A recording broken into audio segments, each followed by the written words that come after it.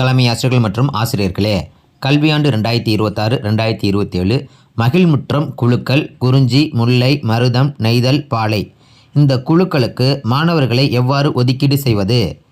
ஒவ்வொரு குழுவிற்கும் மாணவர் குழு தலைவரை எவ்வாறு தேர்ந்தெடுப்பது? ஒவ்வொரு குழுவிற்கும் குழு பொறுப்பாசிரியரை எவ்வாறு தேர்ந்தெடுப்பது என்பதை பற்றி இந்த காணொளியில் நாம் காணலாம். நண்பர்களே, உங்களுடைய அலைபேசி அல்லது மடிக்கணினியில் கூகுள் குரோமை திறந்து கொள்ளுங்கள். அதில் தேடுமிடத்தில் EMIS என்று தட்டச்சு செய்துட்டு தேட ஆரம்பிங்க. தற்போது emis.tnschools.gov.in அப்படின்ற ஒரு இணையதள முகவரி உங்களுக்கு காட்டப்படும். அந்த இணையதளத்தை திறந்து கொள்ளுங்கள். இங்கு பயனாளர் பெயர் அப்படின்ற இடத்துல நம் பள்ளிக்குரிய 11 இலக்க யூடேஸ் என பதிவு செய்து கொள்ளுங்கள். கடவுச்சொல் அப்படின்ற இடத்துல நம் பள்ளிக்குரிய எம்எஸ் கடவு சொல்ல பதிவு செய்து கொள்ளுங்கள். பின்பு லாகின் என்பதை அழுத்துங்க. இங்கு மேலே வலது மூலையில் 3 கோடுகள் இருக்கும், அதை அழுத்துங்க. இதில் ஸ்கூல் என்பதை தேர்ந்தெடுங்க. இப்போ கீழே வந்தீங்க அப்படின்னா ஆக்டிவிட்டீஸ், அதில் ஹவுஸ் சிஸ்டம் அப்படின்னு இருக்கும், அதை தேர்ந்தெடுங்க.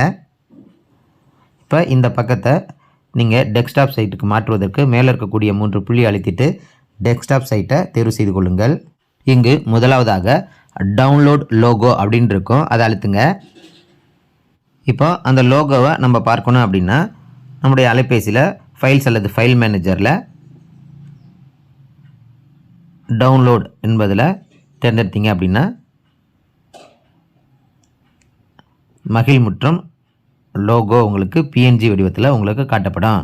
இதை அச்செடுத்து நாம் பயன்படுத்தி கொள்ளலாம். இப்போ பின்புறம் வந்துடுங்க. இப்போ மறுபடியும் மகிழ்முற்றம் இந்த பக்கத்துக்கு வந்தாச்சு.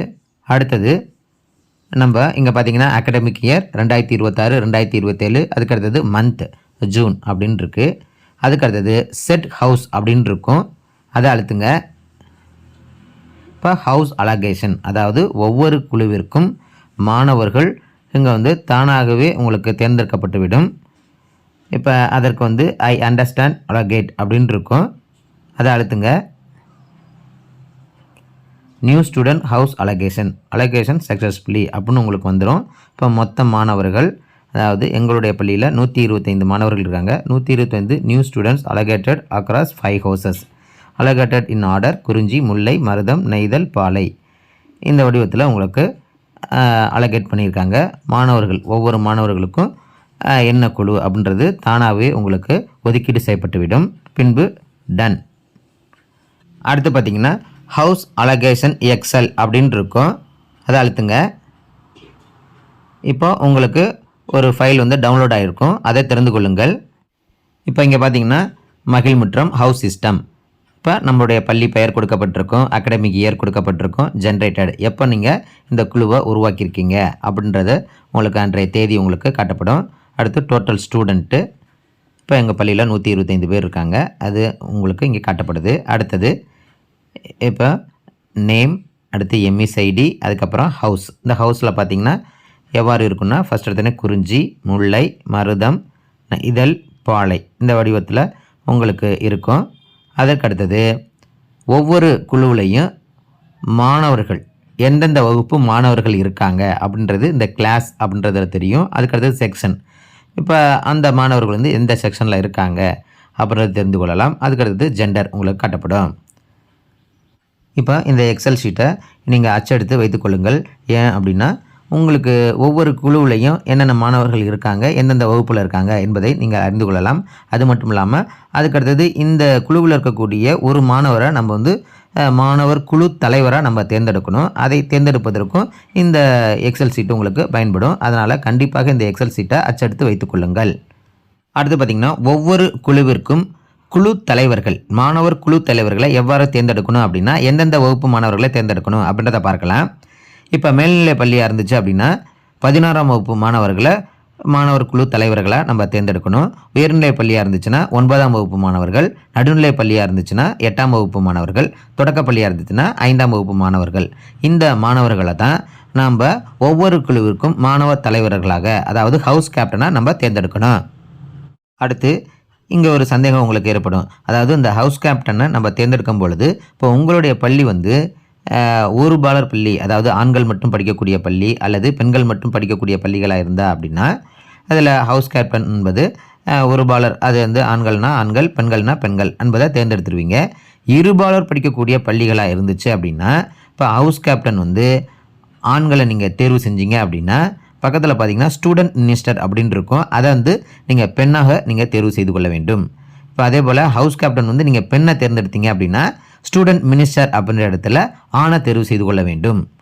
இதே போல் ஹவுஸ் கேப்டன் மற்றும் ஸ்டூடெண்ட் மினிஸ்டர் இது ரெண்டும் பார்த்தீங்கன்னா இருபாலர் படிக்கக்கூடிய பள்ளியில் வந்து ஒருவர் ஆணாகவும் மற்றொருவர் பெண்ணாகவும் இருக்கிறது போல நாம் தேர்ந்தெடுத்து கொள்ள வேண்டும். தற்போது ஹவுஸ் கேப்டன் என்பதை எவ்வாறு தேர்வு செய்வது அப்படின்றத மட்டும் பார்க்கலாம். இப்போ இங்கே குறிஞ்சி அதுக்குள்ள பார்த்தீங்கன்னா ஹவுஸ் கேப்டன் அதை தேர்வு செய்கிறேன். இதில் முதலாவதாக செலக்ட் ஹவுஸ் கேப்டன் அப்படின்னு இருக்கும். அந்த கட்டத்தை அழுத்துறேன். இப்போ இங்கே பார்த்தீங்க அப்படின்னா உங்களுடைய பள்ளியில் இப்போ தொடக்கப்பள்ளியாக இருந்துச்சுன்னா 5ஆம் வகுப்பு, நடுநிலை பள்ளியாக இருந்தால் 8ஆம் வகுப்பு, உயர்நிலை பள்ளியாக இருந்தால் 9ஆம் வகுப்பு, மேல்நிலை பள்ளியாக இருந்தால் 11ஆம் வகுப்பு அந்த மாணவர்களுடைய பெயர்கள் மட்டும்தான் உங்களுக்கு இங்கே காட்டப்படும். இதில் இருக்கக்கூடியவர் யாருனாச்சும் ஒருத்தர் தான் நீங்கள் ஹவுஸ் கேப்டனாக நீங்கள் தேர்ந்தெடுக்க முடியும். இப்போ நான் ஒரு ஹவுஸ் கேப்டனை தேர்ந்தெடுத்துட்டேன். இங்கே பார்த்தீங்கன்னா ஹவுஸ் கேப்டன் என்பது ஒரு ஆணை நான் தேர்வு செஞ்சுருக்கேன். அடுத்து ஸ்டூடெண்ட் மினிஸ்டர் அப்படின்னு இருக்கும். இந்த ஸ்டூடெண்ட் மினிஸ்டர் அப்படின்றது நான் வந்து ஒரு பெண்ணை தேர்ந்தெடுக்கணும். ஏன்னா எங்களுடைய பள்ளி வந்து இருபாலர் படிக்கக்கூடிய பள்ளி. அதனால் ஹவுஸ் கேப்டன் அப்படின்றத ஆணை தேர்ந்தெடுத்ததுனால ஸ்டூடெண்ட் மினிஸ்டர் அப்படின்ற இடத்துல நான் ஒரு பெண்ணை தேர்ந்தெடுக்கணும்.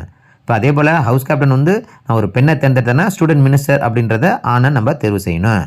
சரி, இந்த ஸ்டூடெண்ட் மினிஸ்டர் எப்போ தேர்ந்தெடுக்கணும் அப்படின்னா அதற்கு தேர்தல் நாள் கொடுத்துருக்காங்க. அந்த தேர்தல் நாள் வந்து 7/7/2026. அதுக்கப்புறம் அவர்களுக்கு வந்து துறை ஒதுக்கீடு செய்தது பின்பு அவர்கள் பதவியேற்கக்கூடிய விழா நாள் வந்து 9/7/2026.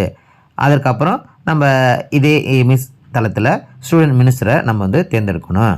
அதை நம்ம இங்கே தேர்வு செய்து இங்கே வந்து அதற்கான சில்ட்ரன் பார்லிமெண்ட் அவர்களுக்குரிய துறையை நம்ம ஒதுக்கீடு செய்யணும். அதை எவ்வாறு செய்வது அப்படின்றத அப்புறம் பார்க்கலாம். தற்போது ஹவுஸ் கேப்டன் மற்றும் ஹவுஸ் ஹெட் டீச்சர் இதை தேர்வு செய்தால் போதுமானது. அடுத்து பார்த்திங்கன்னா ஹவுஸ் ஹெட் டீச்சர் ஒவ்வொரு குழுவுக்கும் ஒரு பொறுப்பாசிரியர் அதை எவ்வாறு நியமிப்பது அப்படின்றத பார்க்கலாம். இப்போ ஒரு பள்ளிகளில் பார்த்திங்க அப்படின்னா ஒரு தலைமை ஆசிரியர் அல்லது ஒரு ஆசிரியர், இடைநிலை ஆசிரியர் அல்லது ஒரு ஆசிரியர் மட்டும்தான் இருப்பாங்க. அப்படி இருந்தாங்க அப்படின்னா அந்த ஒருவர் தான் அனைத்து குழுக்களுக்கும் பொறுப்பாசிரியர், அனைத்து குழுக்கும் ஒருங்கிணைப்பாளர் அவர் தான், அனைத்து குழுவையும் வழிகாட்டக்கூடிய தலைமை ஆசிரியரும் அவராக தான் இருப்பார். அடுத்து சில பள்ளிகளில் 2 ஆசிரியர் இருப்பாங்க. ஒருத்தர் வந்து தலைமை ஆசிரியர், ஒருத்தர் வந்து ஆசிரியராக இருப்பாங்க. அல்லது ஒருத்தர் வந்து பொறுப்பு தலைமை ஆசிரியர் இருப்பாங்க, அல்லது ஒரு ஆசிரியர் இருப்பாங்க.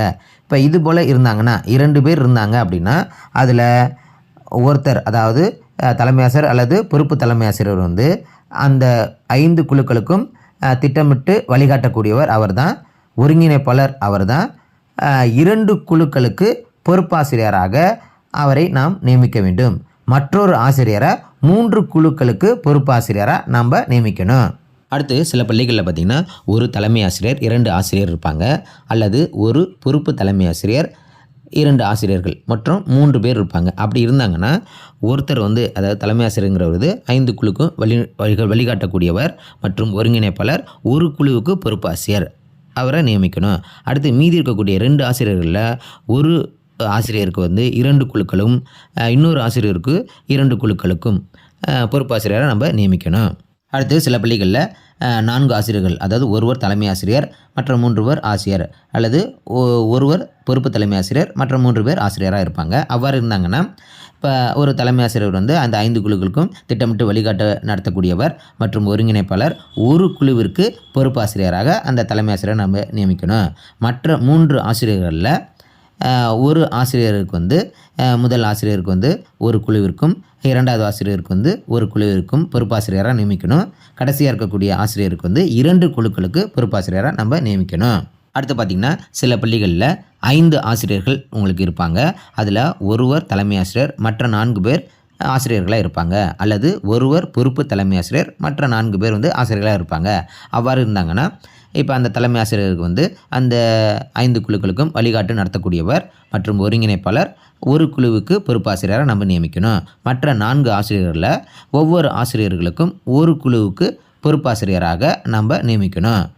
அடுத்து பார்த்திங்கன்னா சில பள்ளிகளில் 6 ஆசிரியர்கள், அதாவது ஒருவர் தலைமை ஆசிரியர் மற்ற 5 பேர் ஆசிரியர்கள், ஒருவர் பொறுப்பு தலைமை ஆசிரியர் மற்றும் மற்ற 5 பேர் ஆசிரியர்கள், இது போல் இருக்கலாம். அப்படி இருந்தாங்க அப்படின்னா இப்போ அந்த தலைமை ஆசிரியர் அவர் தான் வந்து அந்த 5 குழுக்கும் வழிகாட்டி நடத்தக்கூடியவர், ஒருங்கிணைப்பாளர் அவர் தான். அதுக்கடுத்தது மீதி இருக்கக்கூடிய 5 ஆசிரியர்களும் ஒவ்வொரு ஆசிரியர்களும் ஒரு குழுவிற்கு ஒரு பொறுப்பாசிரியராக நம்ம நியமிக்க வேண்டும். அடுத்து பார்த்திங்கன்னா ஒரு பள்ளியில் 7 ஆசிரியர்கள் இருந்தாங்க அப்படின்னா அதில் தலைமை ஆசிரியர் ஒருவர் மற்ற 6 ஆசிரியர்கள் இருப்பாங்க, அல்லது பொறுப்பு தலைமை ஆசிரியர் ஒருவர் மற்றும் 6 ஆசிரியர்கள் அப்படி இருப்பாங்க. அப்படி இருந்தாங்க அப்படின்னா இப்போ தலைமை ஆசிரியர் தான் அந்த 5 குழுவுக்கும் வழிகாட்டி நடத்தக்கூடியவர். அடுத்து மற்ற ஒரு ஆசிரியர், அதாவது மீதி இருக்கக்கூடிய 6 ஆசிரியரில் ஏதாவது ஒரு ஆசிரியர் வந்து ஒருங்கிணைப்பாளராக நம்ம நியமிக்கணும். அதுக்கப்புறம் மீதி இருக்கக்கூடிய 5 ஆசிரியர்களில் ஒவ்வொரு ஆசிரியருக்கும் ஒரு குழுவிற்கு பொறுப்பாசிரியராக நாம் நியமிக்க வேண்டும். இப்போ பார்த்திங்கன்னா இந்த 7க்கு மேலே பார்த்திங்கன்னா இப்போ நம்ம 7ல் என்ன சொன்னோமோ அதே போல் தலைமை ஆசிரியர், ஒருங்கிணைப்பாளர், மீதி இருக்கக்கூடிய 5 குழுக்களுக்கும் ஒரு பொறுப்பாசிரியர் என்ற விதத்தில் நீங்கள் வந்து தேர்ந்தெடுத்து கொள்ள வேண்டும். அதே போல் 7க்கு மேலே உங்களுக்கு ஆசிரியர்கள் இருக்கும் பொழுது இந்த ஒருங்கிணைப்பாளர் மற்றும் குழுவுக்கு பொறுப்பாசிரியர்கள் இதை எவ்வாறு தேர்ந்தெடுக்கணும்னா குழுக்கள் முறையில் நீங்கள் அந்த ஆசிரியர்களை நீங்கள் ஒருங்கிணைப்பாளராக குழு பொறுப்பாசிரியராக நாம் தேர்வு செய்து கொள்ளலாம். அதே போல் 5ற்கும் மேற்பட்ட ஆசிரியர்கள் இருக்கும் பட்சத்தில் நீங்கள் இந்த பொறுப்பாசிரியர்கள் மற்றும் ஒருங்கிணைப்பாளர்கள் இதெல்லாம் தேர்ந்தெடுக்கும் பொழுது குழுக்கள் முறையில் தேர்வு செய்து கொள்ள வேண்டும். இப்போ பார்த்திங்கன்னா இப்போ குறிஞ்சி அப்படின்ற குழுவுக்கு நான் ஒரு பொறுப்பாசிரியரை நம்ம தேர்வு செய்கிறேன். இப்போ பொறுப்பாசிரியர் தேர்வு செஞ்சதுக்கப்புறம் இப்போ அடுத்து பார்த்திங்கன்னா சில்ட்ரன் பார்லிமெண்ட் அப்படின்னு இருக்கும், அதை அழுத்திட்டு இப்போ துறையை நம்ம தேர்ந்தெடுக்கணும். இப்போ ஒரு துறையை நீங்கள் தேர்வு செய்து கொள்ளுங்கள். ஏன் அப்படின்னா உங்களுக்கு இங்கே பார்த்திங்கன்னா சிவப்பு நட்சத்திர குறியீடு இருக்குது. இப்படி இருந்துச்சு அப்படின்னா அதை நீங்கள் கண்டிப்பாக பூர்த்தி செய்யணும். அப்படி பூர்த்தி செஞ்சால் தான் நம்மளுக்கு சேவ் ஆகும். அடுத்து இந்த ஸ்டூடெண்ட் மினிஸ்டர் அப்படின்றத நம்ம இப்போ தேர்ந்தெடுக்கக்கூடாது. ஏன் அப்படின்னா அவங்களுக்கு தனியாக 7/7/2026 அன்று உங்களுக்கு தேர்தல் நடைபெற்றிருக்கும். அதுக்கப்புறம் அதில் யார் வந்து ஜெயித்தாங்களோ அவர்களை நம்ம தேர்ந்தெடுக்கணும். அவர்களோட பதவியேற்பு விழா வந்து 9/7/2026 நடக்குது. அதனால் நீங்கள் அதற்குள் இந்த ஸ்டூடெண்ட் மினிஸ்டரை நீங்கள் தேர்வு செய்தால் போதுமானது. தற்போது தேவையில்லை. இப்போ உங்களுக்கு house captain, house head teacher, children பார்லிமெண்ட்டோடைய அந்த துறை இதை தேர்வு செஞ்சதுக்கப்புறம் சேவ் கொடுங்க.